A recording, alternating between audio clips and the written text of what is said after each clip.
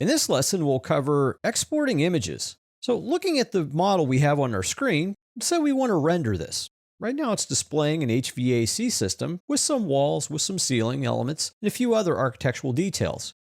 If we wanted to create an image, we would render this view. Once the view is rendered, we can export that rendering to a JPEG image, for example, to a directory that we choose. And then we could use that JPEG image in another publication or print it. Let's look at the rendering capability first and the steps to actually produce this rendering so we can export it as a JPEG image. So let's go to the actual View tab on your ribbon. Once on the View tab, in the Graphics area, you'll see an icon for Render. Go ahead and select Render.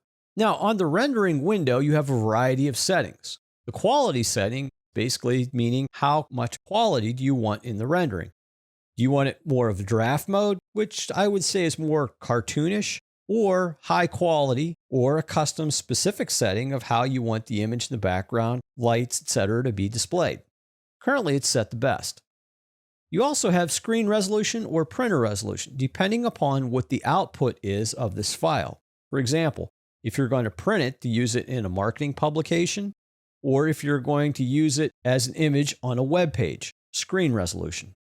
You also have lighting schemes, where you can use exterior lighting or interior lighting, meaning sun only, or if you wanted to include artificial lighting, for example, you're lighting fixtures within your space or exterior lighting outside of your space.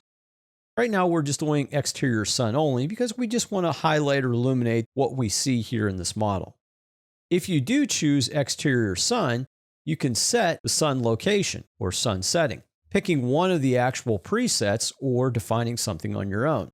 If you get into a solar study, this is where you could set multiple day or single day lighting techniques or settings for that solar study. You can also set artificial light variables if you're choosing to illuminate with artificial light.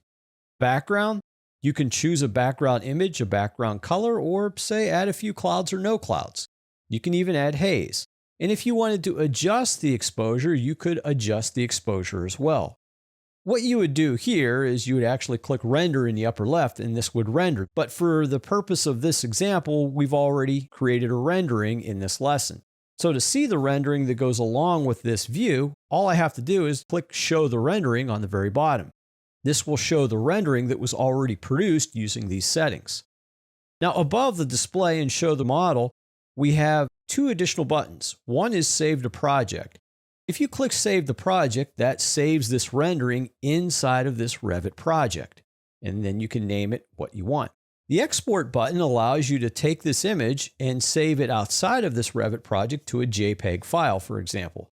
So if you were to click Export, a window would open up asking you to give this file a name and choose the format, bitmap, JPEG, TIFF, or PNG, depending on what you want and what you're going to use it for, and then choose the directory to save this in.